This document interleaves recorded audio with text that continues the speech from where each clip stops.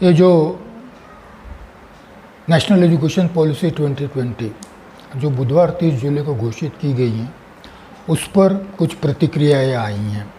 इन प्रतिक्रियाओं के बारे में मैं आपसे कुछ बातचीत करना चाहूँगा और फिर अंत में हम लोग अम्बेडकरी विचारधारा के लोग, फुले शाहू अम्बेडकर को मानने वाले लोग इस शिक्षा नीति के बारे में क्या सोचते हैं, ये बात मैं बाद में कहना चाहूँगा।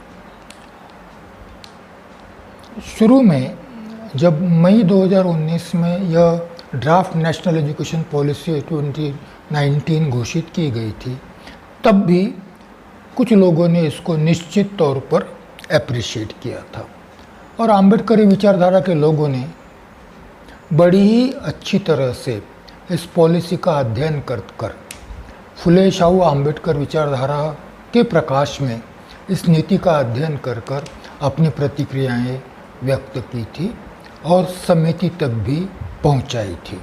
जिन लोगों ने उस समय शिक्षा नीति को अप्रिशिएट किया, उसमें 3 वर्ग थे, 3 क्लास के लोग थे। पहला तो था हिंदुत्व की विचारधारा को मानने वाले लोग। इन लोगों ने, चाहे वो यूनिवर्सिटी के वीसी हो, नागपुर यूनिवर्सिटी के तत्कालीन वीसी हो या अन्य कोई हो, एकेडमिक सेक्टर में जितने भी लोग हैं, उन्होंने राष्ट्रीय स्वयंसेवक संघ के जितने भी एफिलिएट इंस्टीट्यूशंस थी, उन्होंने इस पॉलिसी को, तो हिंदुत्व की विचारधारा को मानने वाले लोग, इन्होंने इस पॉलिसी को बहुत अच्छे ढंग से इसकी पैरवी की, एप्रिशिएट किया। दूसरा वर्ग था प्राइवेट इंस्टीट्यूशंस चलाने वाले लोग, निजी शिक्षा संस्था जो चलाते हैं और आज शिक्षा के क्षेत्र में कई हजार करोड़ का एक क्षेत्र हो गया है और इसके लिए भारत के ही कॉरपोरेट सेक्टर नहीं तो विदेशों का भी कॉरपोरेट सेक्टर इसमें निवेश करना चाहता है, इसमें इन्वेस्टमेंट करना चाहता है। उन्होंने भी इस शिक्षा नीति को बड़ी मात्रा में एप्रिशिएट किया। और तीसरा वर्ग जो है वो निश्चित तौर पर कॉरपोरेट सेक्टर है। पहला हिंदुत्ववादी क्षेत्र, दूसरा आज जिनकी शिक्षा संस्थाएं हैं, निजी शिक्षा संस्थाएं, प्राइवेट यूनिवर्सिटीज़ हैं, private educational colleges, private medical colleges हैं, प्राइवेट। और तीसरा वर्ग जो है वो कॉरपोरेट सेक्टर है।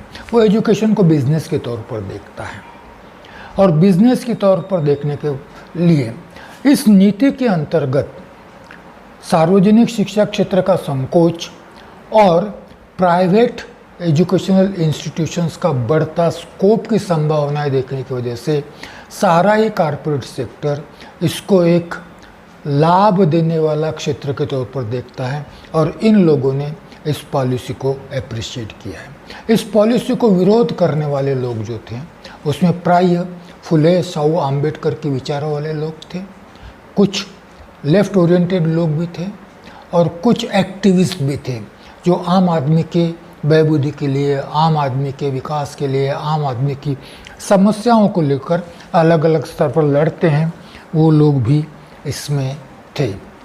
तो इनमें से जो कॉरपोरेट सेक्टर है उसका प्रतिनिधित्व मीडिया भी करता है। आज तो सारी मीडिया उनके साथ है, इलेक्ट्रॉनिक मीडिया हो या प्रिंट मीडिया हो, सारी मीडिया उसके साथ है। पर्टिकुलरली इलेक्ट्रॉनिक मीडिया तो उन्हीं के साथ है। कुछ अपवाद है, निश्चित तौर पर उनका नाम मैं लेना नहीं चाहूँगा, हम सब लोग जानते हैं, परंतु सारा ही कॉरपोरेट मीडिया जो है विशेष तौर पर उन्होंने अप्रिशिएट किया है। मैं 3 तारीख के टाइम्स ऑफ इंडिया में जो प्रतिक्रिया आई है वो प्रतिक्रिया आपको सुनाना चाहता हूँ। वो संपादकीय में आई हुई है, इसलिए ये मीडिया का ये संपादकीय में है, तो इसलिए इस पेपर का टाइम्स ऑफ इंडिया का जो भी ग्रुप है, बेनेट कोलोमन एंड कंपनी जो कुछ भी हैं, ये उनका निजी है। उन्हीं के प्राइवेट इंस्टीट्यूट भी है मीडिया के लिए, उन्हीं की प्राइवेट इंस्टीट्यूट भी है मीडिया के लिए, इसलिए उन्होंने इसका स्वागत किया हो तो कोई अचरज की बात नहीं होनी चाहिए। वो कहते हैं, there could not be a worthier goal than 50% GER in higher education by 2035, up from the current 26, but it will need ramping up supply dramatically, which government alone can't do. NAP really disappoints here by failing to allow for profit education. NAP, National Education Policy, really disappoints here by failing to allow for profit education. शिक्षा के क्षेत्र में लाभार्जन के लिए अनुमति न देना, यह इस शिक्षा नीति का बहुत बड़ा फेल्यूर है। क्या कहता है टाइम्स ऑफ इंडिया? फिर से मैं रिपीट करता हूँ बड़ा। NAP really disappoints here by failing to allow for profit education. Without this reform, others like giving students greater flexibility or coursework alongside multitude entry and exit points for higher studies will remain overwhelming. On top of this, private higher education institutions are being told to offer more freeships and scholarship, which government institutions should be providing ever as fee caps for proposed. Such over-regulation is like poison for the educational ecosystem. इस प्रकार का regulation, freeship दो, scholarship दो, ये दो, वो दो, जो सरकारी संस्थाएं करती है, इस प्रकार का रेगुलेशन यदि निजी संस्थाओं पर लाया जाता है तो ये पॉइजनिंग है। यह एक प्रकार का विष है जिससे एजुकेशन क्षेत्र बढ़ेगा नहीं और प्राइवेट इंस्टीट्यूशंस इसमें किसी भी प्रकार का हस्तक्षेप करने से वंचित रहेंगे। RSS की प्रतिक्रियाएं विस्तार से आई हैं। मैं सिर्फ हेडिंग पढ़ूंगा, बाकी चीज़ें पढ़ने की ज़रूरत नहीं है।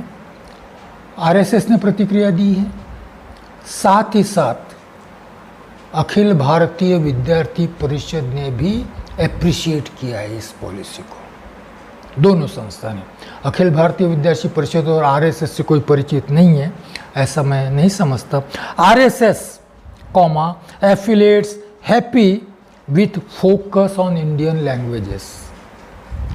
हैप्पी विथ एजुकेशन पॉलिसी कहना चाहिए, एम्फोसिस ऑन इंडियन लैंग्वेजेस। इस सारी ही नीति से RSS हैप्पी हैं और विशेष तौर पर विविध भाषाओं के विकास के संबंध में शिक्षा नीति का जो आग्रह है उसके लिए RSS इस पॉलिसी का स्वागत करता है। यहाँ ये अंडरलाइन करना चाहिए, RSS शिक्षा नीति का स्वागत करता है, उसमें संस्कृत भाषा को जो महत्व दिया गया है उसका स्वागत करता है, उसमें हिंदू संस्कृति को जो महत्व दिया है उसका स्वागत करता है, प्राचीन भारत की शिक्षा नीति और विचारधारा को जो महत्व दिया गया है उसका स्वागत करता है। अखिल भारतीय विद्यार्थी परिषद भी इसी आधार पर उसका स्वागत करती है। सवाल ये पूछा जाएगा शायद कि why RSS is appreciating this policy, why RSS is appreciating this education policy. इतने विस्तार से, इतनी व्यापकता से जिसकी की दखल, जिसका कॉग्निजेंस टाइम्स ऑफ इंडिया जैसा पेपर इतना बड़ा हेडिंग देकर लेता है, क्यों भाई? तो इसके लिए एक किताब आई है, रिसेंट है, the RSS a view to the inside, Walter K Andersen and Shridhar D Damle. इसमें एजुकेशन पर एक चैप्टर है। ये किताब सारी RSS क्या है इसके बारे में बताती है without any positive negative comment. इसमें चैप्टर का नाम है इंडियनाइजिंग एजुकेशन। शब्दशः इसका अनुवाद होता है शिक्षा का भारतीयकरण। मगर ध्यान रखिए मोदी जी के मंत्रिमंडल के शिक्षा मंत्री या ह्यूमन रिसोर्स डेवलपमेंट मिनिस्टर, सरकार का कोई भी मंत्री या RSS का कोई भी पदाधिकारी इस देश को भारत नहीं कहता। इस देश को हिंदुस्तान कहता है। भले ही ये कहा जाए कि क्या फर्क पड़ता है, मगर मुझे फर्क पड़ता है, क्योंकि मैं संविधान को मानता हूँ। जब मेरा संविधान, मेरे भारत का संविधान इस देश को भारत दैट इज इंडिया कहता है, तो इंडिया का भाषांतर किसी भी भाषा में भारत होना चाहिए। कोई भी मंत्री, मोदी सहित कोई भी मीडिया वाला भारत नहीं कहता, हिंदुस्तान कहते हैं। इसके पीछे छिपी हिंदुत्व की मानसिकता कार्यरत है। इसलिए मैं इस शीर्षक का अनुवाद यदि करना है तो मैं शिक्षा का हिंदूकरण ऐसा ही करूँगा, चाहे कुछ भी हो, मैं अनुवाद ये करूँगा। और उसमें लिखा गया है, the RSS has always viewed education as its core mission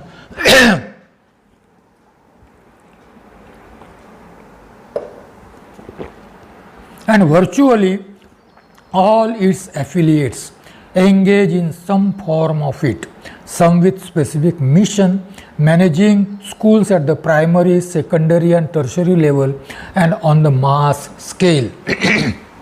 बड़ी अच्छी किताब है।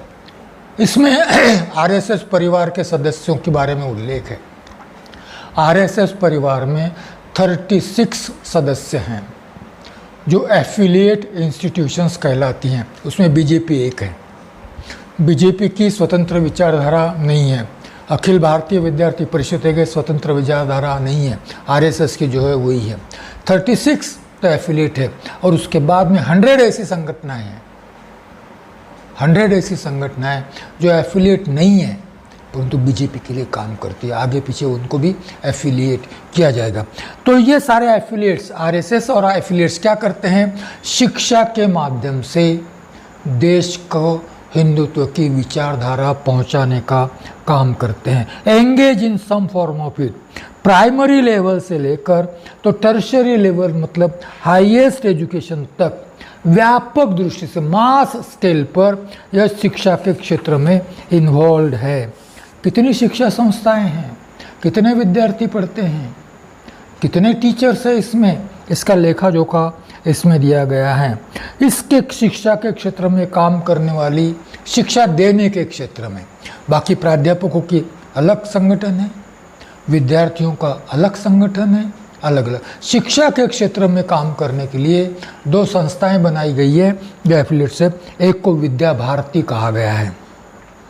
द विद्या भारती 2016 में statistical report shows the very quick growth in the number of affiliate schools since 1978। 1978 से लेकर तो 2016 तक शालेय शिक्षा के स्तर पर कितना विस्तार हुआ विद्या भारती का, इसका स्टैटिस्टिक्स यहाँ दिया गया है। Noting that there are 13,000 schools, 13,000 schools हैं, 32 लाख स्टूडेंट्स, 32 लाख विद्यार्थी इसमें पढ़ते हैं, और 1,46,000 teacher, making it the largest private school system in India. मैं फिर से पढ़ता हूँ।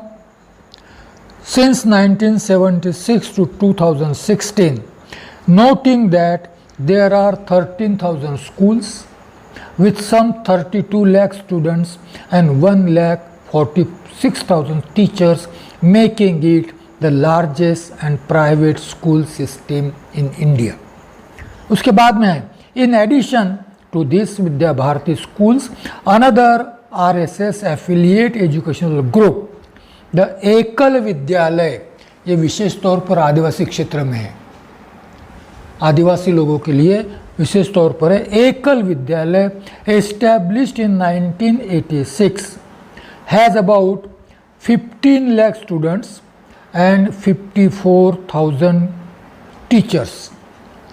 एकल विद्यालय आदिवासी क्षेत्र में कार्य करता है, 15 लाख विद्यार्थी पढ़ते हैं और 54,000 टीचर हैं। 1 टीचर 1 स्कूल, इसको एकल विद्यालय कहा जाता है। With such a large potential, mainly in remote and rural and tribal areas. With such large potential, market for text books RSS है कमीशन बुक्स ऑन, बाकी का जाने दीजिए। तो ये गांव खेड़े में, आदिवासी क्षेत्र में ये स्कूल का एक जाल सा बिछा हुआ है, एक नेटकर सा बिछा। क्यों भाई? RSS की कोई भी एफिलिएट संस्था जो भी काम करती है वह RSS की फिलॉसफी को विविध माध्यमों से लोगों तक पहुंचाने का काम करती है। इस नीति को अप्रिशिएट किया गया क्योंकि RSS को लगता है कि उनके स्कूल पर तो कोई आँच आने वाली नहीं है। स्कूल के क्षेत्र में जो काम करते हैं वो तो करते ही रहेंगे, परंतु उसके अलावा अभी इस नई एजुकेशन पॉलिसी के चलते अभी उनको अपने एजुकेशनल इंस्टीट्यूशंस को बढ़ाने के लिए और अपनी विचारधाराओं को लोगों तक पहुंचाने के लिए बहुत अवसर मिलेगा। इतना ही नहीं, अधिकृत तौर पर इस शिक्षा नीति के स्वीकार के बाद सरकारी और निजी शिक्षा संस्थाओं में भी अपने विचारधारा को प्रस्तुत करने का अवसर मिलेगा, क्योंकि यह शिक्षा नीति संस्कृत भाषा को गौरवान्वित करती है। कौन पढ़ाएगा संस्कृत? ब्राह्मण टीचर ही पढ़ाएगा, और कौन पढ़ाएगा? अपवाद छोड़ दीजिए, हर एक क्षेत्र में अपवाद होते हैं, नहीं तो आप कुमुद पावड़े जी का नाम लेंगे। कुमुद पावड़े एक अकेली दिखती है मुझे संस्कृत पढ़ाने वाली, अनुसूचित जाति से बोली या बौद्ध बोली अभी, परंतु अपवाद होते हैं। और उनको इस नया शिक्षा नीति के दरमियान शिक्षक के तौर पर, प्राध्यापक के तौर पर चुना ही जाएगा, कोई गारंटी नहीं है। उस समय की व्यवस्था सही में अलग थी, अभी चुना जाएगा इसकी कोई गारंटी नहीं है। तो इसलिए RSS और अभाविप शिक्षा का, इस शिक्षा नीति का ये करती हैं। मैंने उल्लेख किया था कि हायर एजुकेशन में प्रवेश परीक्षा कंपलसरी होगी, तो यह उल्लेख आया है। जो कोश्यारी जी ने इंटरव्यू दिया है, उस इंटरव्यू में रमेश पोखरियाल जी ने जो इंटरव्यू दिया है, निशंक, इन्होंने जो इंटरव्यू दिया है, जो अपने अभी शिक्षा मंत्री है, उनके टाइम्स ऑफ इंडिया को उन्होंने जो इंटरव्यू दिया उसमें आया है। उस इंटरव्यू का टाइटल है, ये 3 मेरा ख्याल है ये 3 अगस्त का पेपर है, इसमें आया है, no language will be imposed on anyone. मतलब प्राइवेट इंस्टीट्यूशंस अंग्रेजी में, अंग्रेजी माध्यम से चल सकती हैं, कोई इम्पोजिशन नहीं, परंतु बने जहाँ तक 12वीं तक मातृभाषा से शिक्षा देने का सरकारी संस्थाएं प्रयास करेंगी। इसका क्या अर्थ है आप लगा सकते हैं। इसमें higher education entrance exam, there will be an aptitude test on the lines of SAT। SAT का मतलब long SAT in the US में जो SAT टेस्ट होती है उसी प्रकार की एप्टीट्यूड टेस्ट होगी for entrance into colleges. Board results alone will no longer determine the admission to be overseen by national testing agency। इसका मतलब 12वीं में आपको कितने मार्क्स मिलते हैं ये बहुत अधिक महत्व नहीं रखेंगे प्रवेश के लिए। आपको टेस्ट देनी पड़ेगी और ये नेशनल लेवल की टेस्ट होगी और ये टेस्ट कंडक्ट करेगी National Testing Agency NTA। These will be services common entrance exam across the country. सारे देश के लिए कॉमन एंट्रेंस एग्जाम होगी। Universities free to add their criteria. विद्यापीठ अपने भी और क्राइटेरिया ऐड कर सकते हैं प्राइवेट इंस्टीट्यूशंस के लिए। एस्केप वे है प्राइवेट इंस्टीट्यूशंस के लिए, एक मार्ग खुला किया है। गवर्नमेंट के गाइडलाइंस को छोड़कर, गवर्नमेंट के ये इसको छोड़कर प्राइवेट गवर्नमेंट इंस्टीट्यूशंस क्या करने वाली है, किसके लिए है? Other criteria. However universities can choose to disregard NTA assessments altogether and continue with their own interest exam। ये भी हो सकता है कि NTA ने जो भी गाइडलाइंस की है, जो भी परीक्षा ली है उसको बाईपास कर कर यूनिवर्सिटी अपनी परीक्षाएं ले सकते हैं। ये फिर प्राइवेट इंस्टीट्यूशंस के लिए एस्केप वे है। मैं चाहूँगा कि आपको ये टीवी पर बताया जाए। बड़ी तारीफ की है इन्होंने उसकी।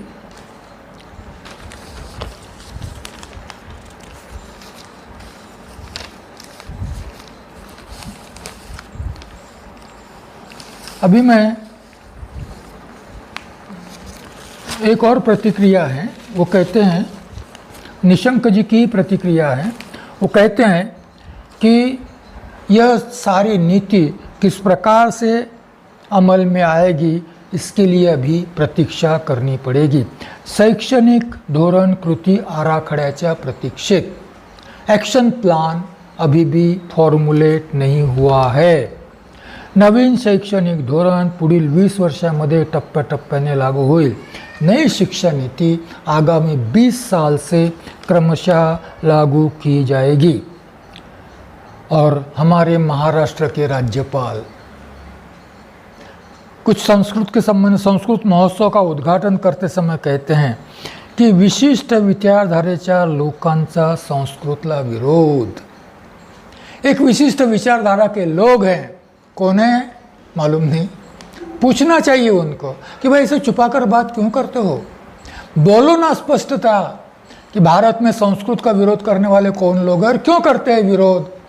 आप राज्यपाल हो, भाषण का स्वातंत्र्य आप जानते हो, अभिव्यक्ति का स्वातंत्र्य जानते हो, खुलकर क्यों नहीं बोलते कि भाई कौन ऐसी विचारधारा है भारत में जो संस्कृत का विरोध करती है। अम्बेडकर की विचारधारा, बुद्ध की विचारधारा के सिवा संस्कृत का विरोध करने वाले तो कोई विचारधारा मुझे नज़र नहीं आती। कम्युनिस्ट संस्कृत का विरोध करते हैं ऐसा तो मैंने कभी देखा नहीं। कांग्रेस संस्कृत का विरोध करती है, मैंने तो कभी सुना नहीं। फिर कौन सी विचारधारा है जो संस्कृत का विरोध करती है। आपने खुलकर बोलना चाहिए। राज्यपाल महोदय क्या कहते हैं, संस्कृत भाषेचा सन्मान करण्याचा हा काळ आहे, मात्र एका विशिष्ट विचारधारेचे लोक संस्कृत ही मृत भाषा असल्याचे भाष्य करतात, तिला विरोध करतात। हे दुर्दैवी असल्याची खंत, परंतु संस्कृत ही फिनिक्स पक्षासारखी आहे हे या विचारधारेच्या लोकांनी ध्यानात ठेवावे, असे प्रतिपादन राज्यपाल भगतसिंग कोश्यारी यांनी सोमवारी केले। मतलब कल 3 तारीख थी। शैक्षणिक धोरणात संस्कृतला महत्व वो विशद करते हैं। संस्कृत केवल भाषा नहीं है, वह ज्ञान विज्ञान संशोधन के नए नए कल्पनाओं संकल्पनाओं का भंडार है। भारतांचे मूल्य विचार संस्कृत में, भारत का मूल्य विचार संस्कृत में है, विविध शास्त्रकोश संस्कृत में है। संस्कृत का यह महत्व ध्यान में रखते हुए नई शिक्षा नीति में संस्कृत को प्राथमिकता दी गई है। एक और भी न्यूज़ आई है,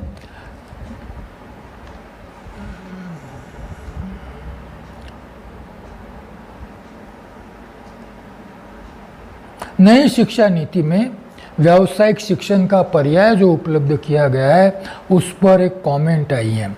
उसमें लिखा गया है कि 6वीं के विद्यार्थी जो है, 6वीं के ऊपर के जो विद्यार्थी हैं उनको जो रोजगार व्यवसाय प्रशिक्षण का अवसर दिया जाएगा, उसमें इंटर्नशिप मतलब जो व्यवसाय चल रहा है वहाँ जाकर काम करने की जो सुविधा मिलेगी, जो फैसिलिटी मिलेगी,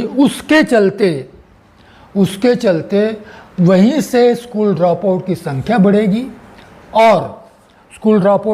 बढ़ेगी और उसका परिणाम बाल मजदूरी में वृद्धि होने में होगा। बड़ी अच्छी कमेंट है, इसलिए आपके लिए रखा हूँ। ये लोकसत्ता में कमेंट आई थी। अब मैं कुछ अन्य कमेंट्स की तरफ आता हूँ। पार्थ चटर्जी पश्चिम बंगाल के शिक्षा मंत्री हैं, उन्होंने कमेंट की है, मराठी में है, महाराष्ट्र टाइम्स में कमेंट है। नवीन शिक्षण धोरण संसदेच्या मंजुरी विना बनवण्यात आले, पार्लियामेंट की बिना मंजूरी लिए यह शिक्षा नीति बनाई गई है। राज्य सरकारांनी विश्वासात घेतले नाही। स्टेट गवर्नमेंट्स जो भी हैं विशेषतः वो कंप्लेंट क्यों कर रहे हैं? क्योंकि बंगाल में बीजेपी की सरकार नहीं है। बीजेपी सरकार वाले तो कंप्लेंट नहीं करेंगे। तो बीजेपी की सरकार नहीं है तो किसकी सरकार है? ममता बनर्जी की सरकार है, तृणमूल कांग्रेस की सरकार है। वो कहते हैं कि हमसे तो किसी ने पूछा नहीं, ये नई एजुकेशन पॉलिसी के संबंध में हमसे तो किसी ने पूछा नहीं। राज्य सरकार चर्चेविना घेतलेला हा एकतर्फी निर्णय, बिना चर्चा के, बिना संवाद के यह एक तरफा लिया गया निर्णय है। नव्या धोरणामध्ये पाश्चिमात्य शिक्षण प्रणालीचे अनुकरण केलेले आहे, इस प्रकार की प्रतिक्रिया उन्होंने दी है। एक प्रतिक्रिया तमिलनाडु की है। याद होगा हम लोगों को कि तमिलनाडु ने जब शिक्षा नीति में हिंदी अनिवार्य की गई थी तो उसका विरोध किया गया था और ड्राफ्ट में से हिंदी को निकाल दिया गया था। अभी इस पॉलिसी के अंतर्गत नया जो डॉक्यूमेंट आया है उसके अंतर्गत त्रिभाषा सूत्र को रखा गया है। मदर टंग रहेगी और शायद हिंदी संस्कृत इसका रखा गया है। उसके संबंध में तमिलनाडु गवर्नमेंट का विरोध है इसको, और भाषा सूत्र जो द्विभाषा का है वो नहीं बदलेंगे ऐसा वो कहते हैं। वो कहते हैं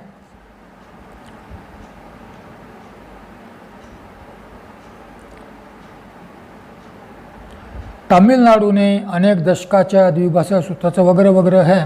वो कहते हैं कि हम तमिल और अंग्रेजी के सिवा अन्य कोई भी भाषा अपने एजुकेशन सिस्टम में नहीं लाएंगे।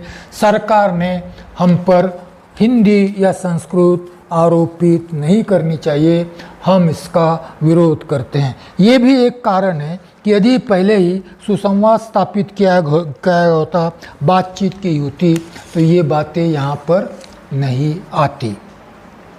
एक बड़ी अच्छी प्रतिक्रिया है, ये अनीता रामपाल करके हैं कोई, उनकी है। NEP reads like National Education Policy reads like an impressive wish list but barters right to education।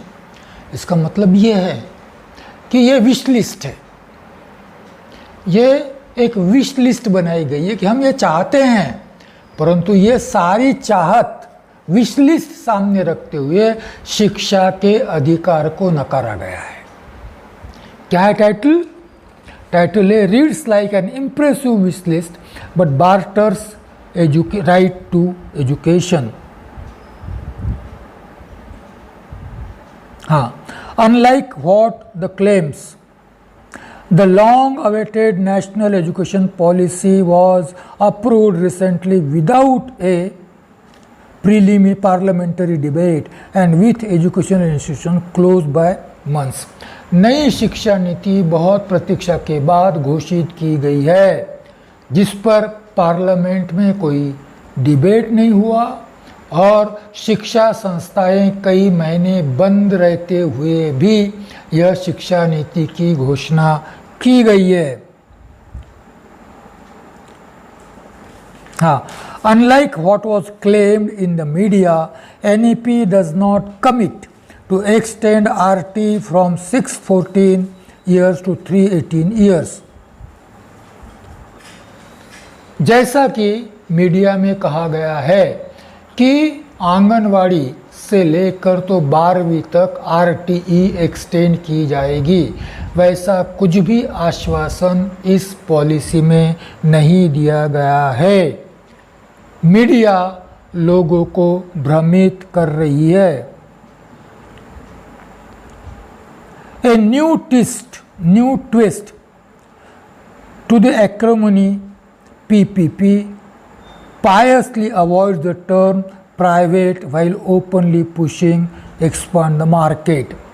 इसमें प्राइवेट यह शब्द का प्रयोग नहीं किया गया है, PPP जैसे शब्दों का प्रयोग किया गया है, पब्लिक प्राइवेट पार्टनरशिप जैसे शब्दों का प्रयास किया गया है, परंतु इस आवरण के पीछे शिक्षा के बाजारीकरण, शिक्षा के व्यापारीकरण की नीति रखी गई है। Openly pushing to expand the market, शिक्षा का बाजार विस्तारित हो इसके लिए सारे ही प्रयास इसमें किए गए हैं।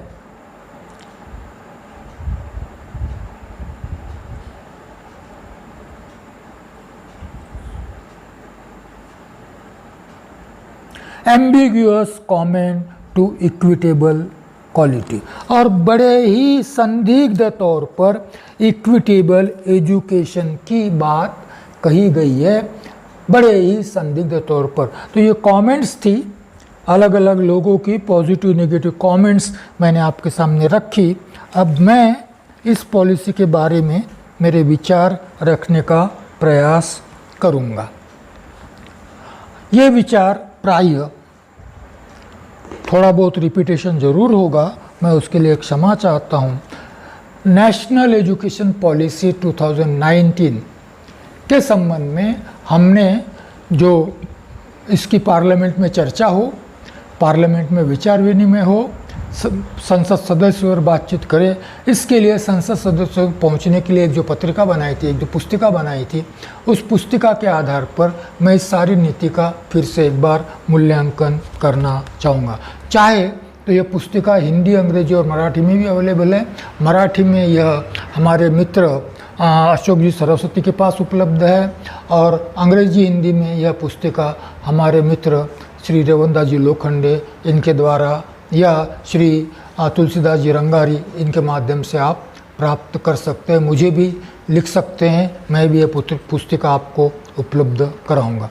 हमने इसको टाइटल ही दिया है National Education Policy 2019 for Hinduisation and corporatisation of education.